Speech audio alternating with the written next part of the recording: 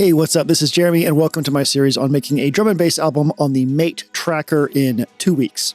I've decided to split this video up into 5 more digestible parts.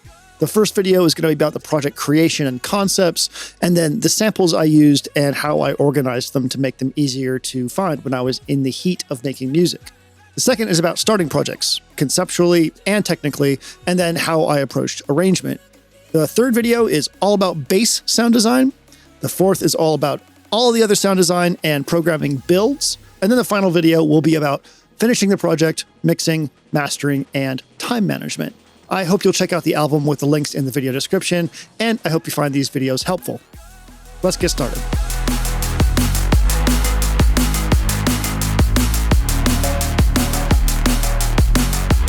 Pads and atmospheres. The Hypersynth is what I'm going to use for most of my saw-sounding pads. This is the Hypersynth right here.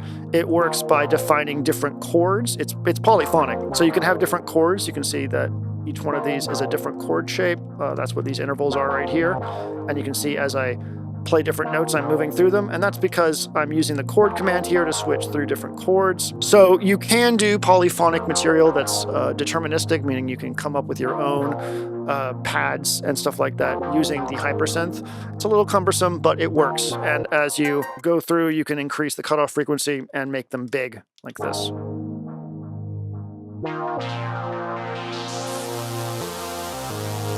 That sounds really good. If it's not that, then I'm using samples. Like I talked about with Playbox earlier, polyphonic material in a sample is part of its charm. It's one of the reasons we use samples, especially in a device like this. So that's what I'm using. I always have a ton of pad and atmospheric samples on my device in order to be able to pull from that. We talked earlier about distortion and things on some stuff. It's incredibly important to play with distortion on this device. It's such a big deal in getting interesting sounds. And I'll show you with vocals in a bit, but here is a pretty boring Playbox sample. Just boring in that it's not very shiny. If I add some distortion to it, then I'm going to take my filter down.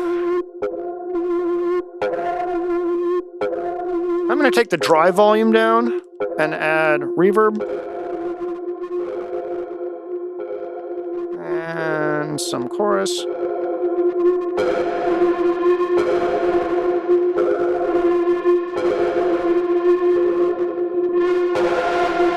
And now it's a lot more interesting, especially with EQ.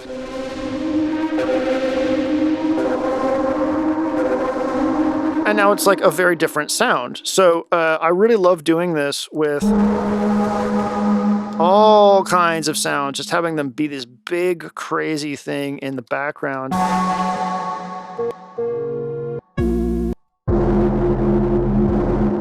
That's cool as hell.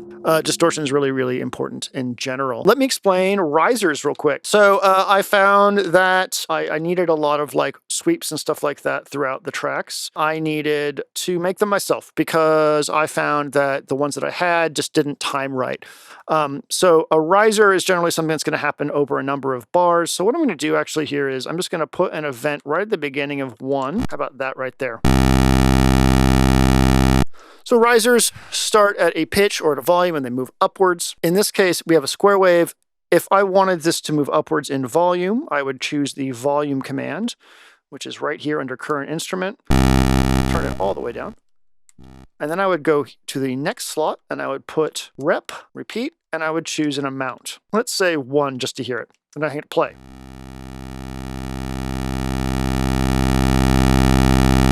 So that increases the volume of that instrument over time. What about pitch? Pitch under current instrument there.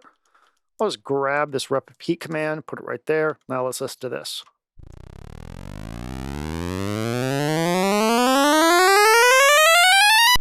I want you to listen very carefully, because every single time we hit a 16th note here, which is what each one of these slots represent, as this moves downward through them, we're hearing the pitch increase. So we're actually, this isn't smooth. It's happening on a per step basis.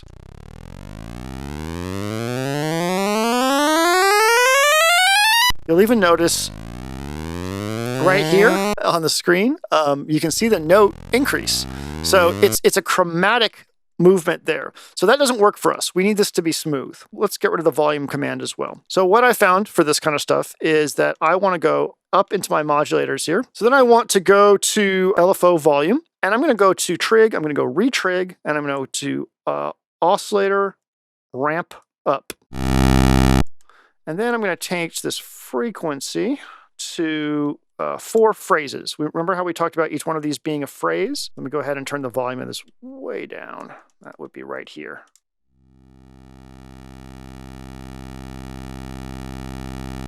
So now that LFO is increasing our volume over time. I'm going to change this to pitch.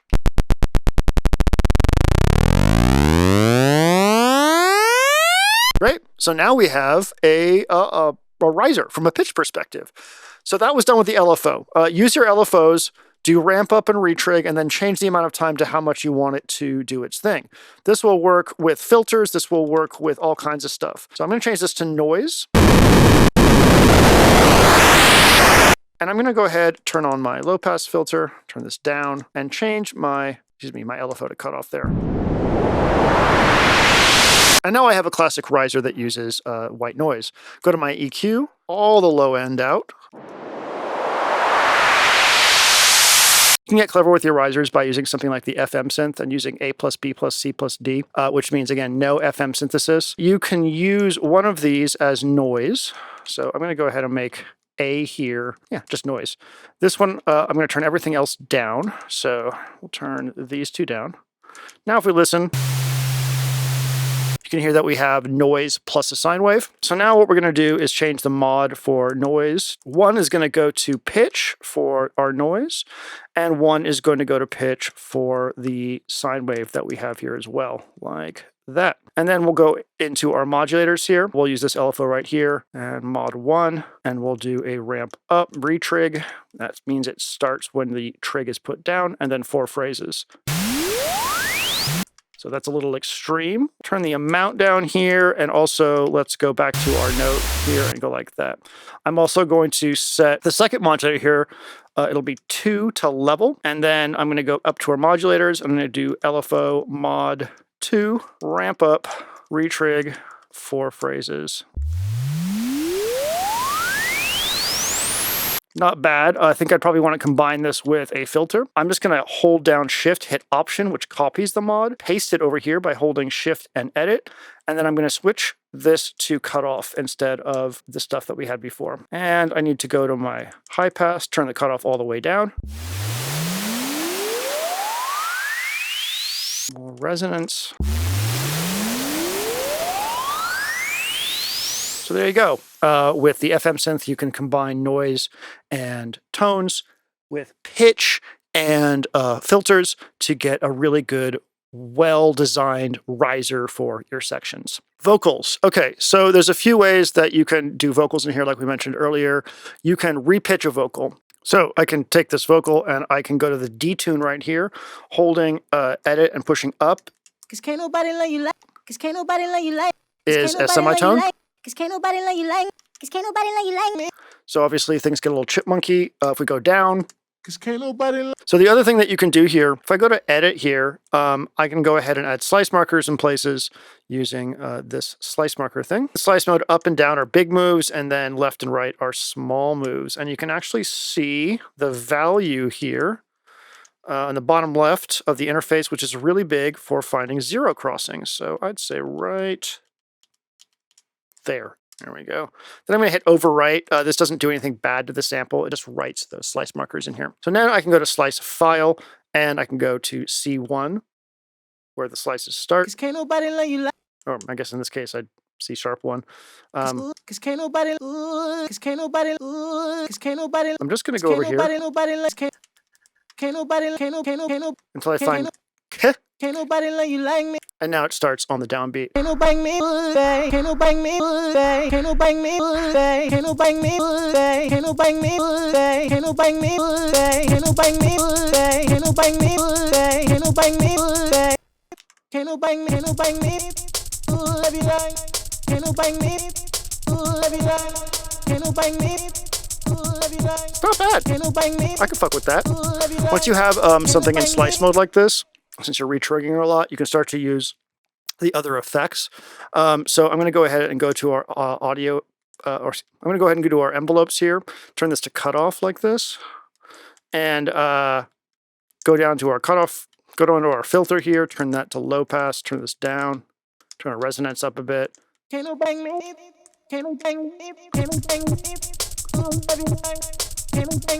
And now we have like this envelope on our vocal, which is kind of cool. Another cool thing that you can do with vocals in this that I like to do quite a bit is using overdrive to get sort of a formant shifted sound.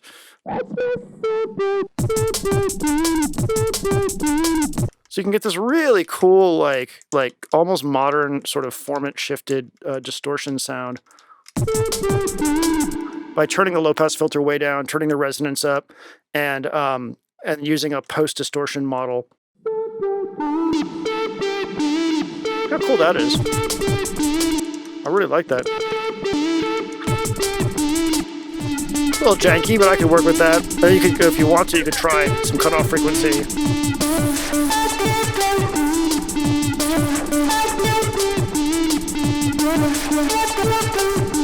So a vocal then becomes something much more interesting, and you can use these as like leads. I think it's really cool. So we have repitch, we have slice, and we have manual slice. I'll show you the most busy I got with this. This is in the last song called You. See how I use the start command on all of these just to redo a complete line.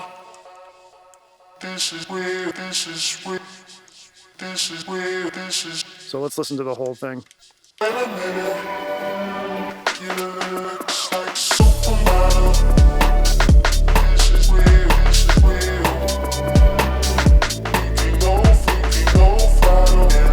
So that vocal is pitched down and then sliced up and resequenced to make a whole new line. And it's really, really fun. So that Plunderphonics kind of vibe for that whole thing. All other synths and instruments that were done in here were either done with the internal synths. I'm almost always using some form of distortion on these synths. So do not be afraid to just crank that very first clipping mode up just even a little bit, like even just like where it says clip here, just hit it like 10 or 20 right before you hear it start to break up. It always is going to sound a little bit better. Like I said before, clip, sine, fold, and wrap are all before we hit the filter, and post AD, post waveshape 1, waveshape 2, and waveshape 3 are all after the filter.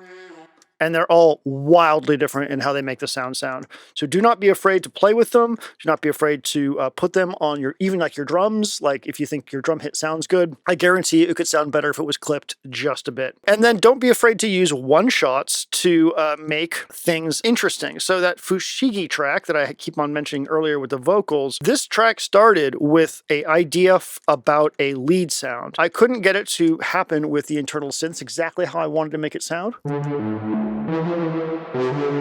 So what I did instead was I used those preview sounds from the Native Instruments library, in this case, that sound, and turned it into this.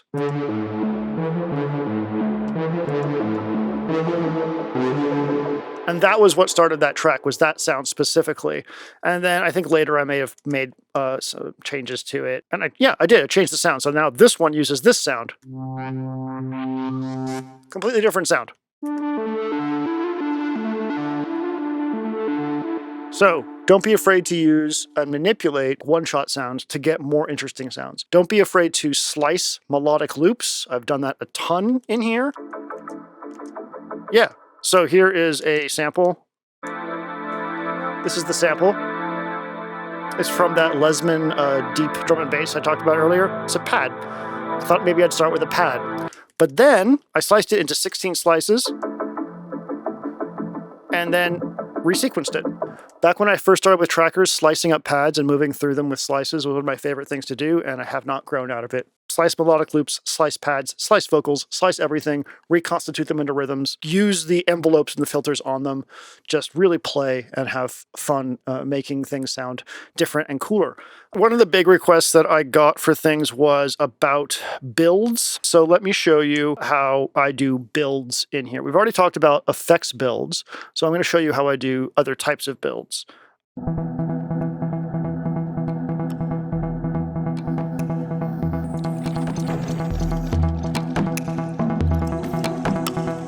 From the very beginning, this sound that you hear, which is a saw sound. So we're going to talk about synth builds first. This sound starts with a cutoff frequency command, followed by that repeat command we talked about earlier. And it just slowly builds. There's two of them, and they both slowly build with that repeat command. It's bringing the energy up over time.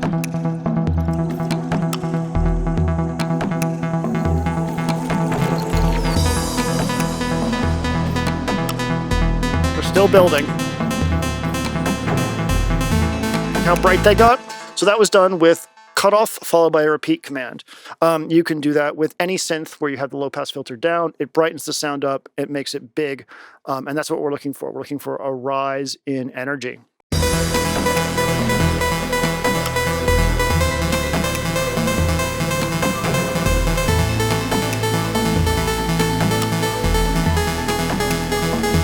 All right, let's talk about drum builds. I don't use the velocity command for these. I use volume and repeat. So here's a snare. Notice how I have three phrases that are the same and one phrase that's different. When you want to do builds, you're going to want to make your pattern phrase. In this case, it's this pattern. And then you're going to want to make a clone of that phrase. You can make clones of phrases by holding down Shift, hitting Option, and then while holding down Shift again, hitting Edit. That clones the phrase to the newest available empty phrase. And now what I would do is I would go in and add my volume and repeat. I need my volume and repeat command to trigger on one phrase and then never happen again. I just need it to be able to flow. Because remember, repeat just repeats that command over and over and over again until it hits a wall. So in this case, the volume is triggered at a low volume. The repeat phrase brings it up. And I have another one here that just keeps going. So what we get is a snare rise by lowering the volume with the volume command and putting the repeat command right afterwards, which raises the volume every single step.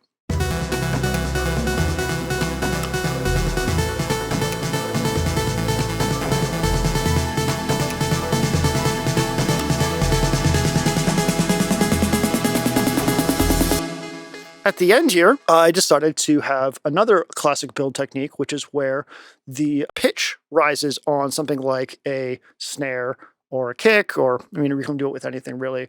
Rises and builds are all about accessing higher frequency information as opposed to staying in lower frequency information. So that's why white noise stuff works. That's why going up in pitch works. That's why almost everything that you do in a build involves accessing higher frequencies. Remember that our volume plus repeat command was here, so we don't want to disturb that. So over here we have pitch and repeat.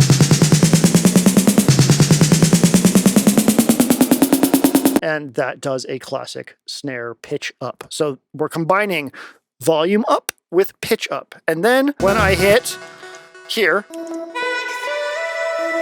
I need to do a kill chain. And I have a special kill chain here.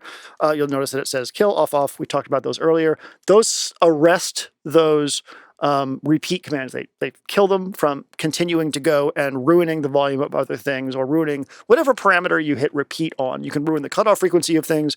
Anything that you can repeat, you can ruin the next instrument's version of that if you don't kill the command. So just make sure that you get cozy with kill, off, off to stop any repeat commands, because you'll be using repeat commands quite a bit in order to make buildups.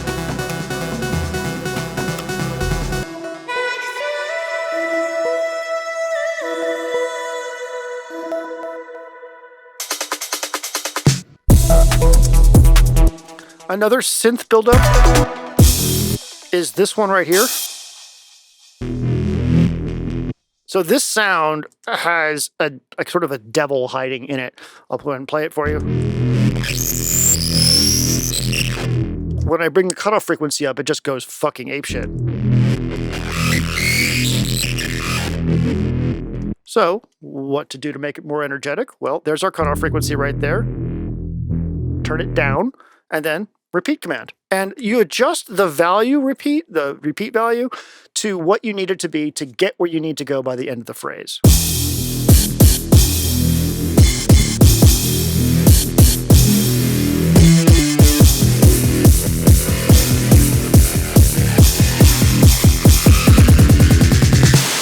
So that rising tone that you hear in that synth is because the cutoff frequency is rising. The resonance is creating a bump, which creates basically a distorted sine wave through the distortion, and that frequency goes up, and we hear that rising frequency. Drum builds, we already talked about the snare rise. The other really classic build you'll do is you'll start off at like a quarter note or a half note, and then you'll do that for a couple bars, and then you'll go to eighth notes, then you go to 16th notes, and then you'll go to 32nd notes. So here we go. 1, 2, 3, 4, 2, 2, 3, 4, 3, 2, 3, 4, 4, 2. You can hear those. Here's some eighth notes.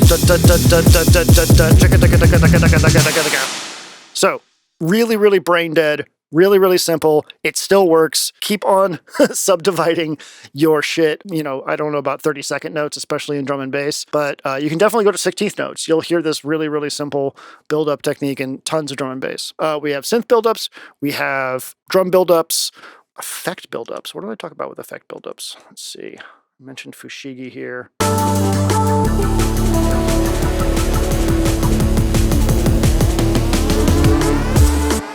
So in that one, there's an eighth note build-up with volume. And here's a riser that I made. You'll notice this has a shit ton of echo on it. And what I really like about this is how it carries us into the next bit, almost like an alarm. It's very dub siren-y.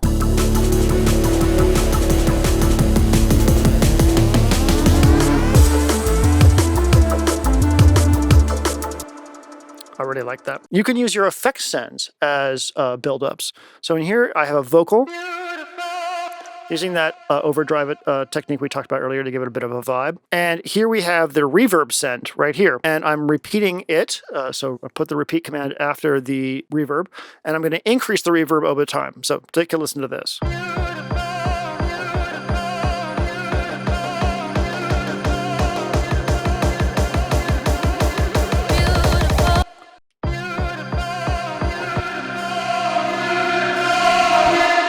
There's an extreme example just so you can really, really hear it. Here's a combination of cutoff and reverb.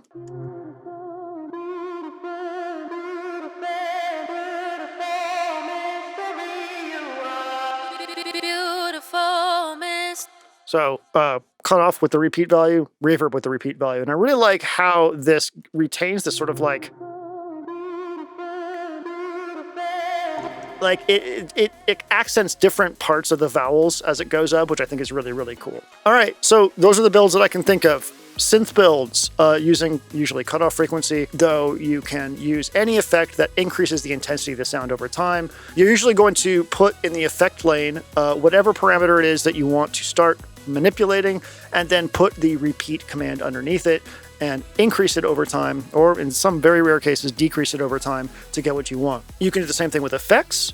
You can do the same thing with any synth parameter, cutoff, whatever. That's our synth riser. That's our synth builds. We have our effect builds like we talked about, where we use LFOs to increase like noise and pitch and cutoff frequency. We have our drum builds where we can use the repeat command on volume and pitch. And then we have like just arrangement builds where we increase the syncopation over time. All of those put together will give you a very satisfying build, but do not forget to use the kill command or the off commands to end the repeat from going all the way into the next area. I don't know where you need to put your kill or off commands to make them work, but make sure that you do.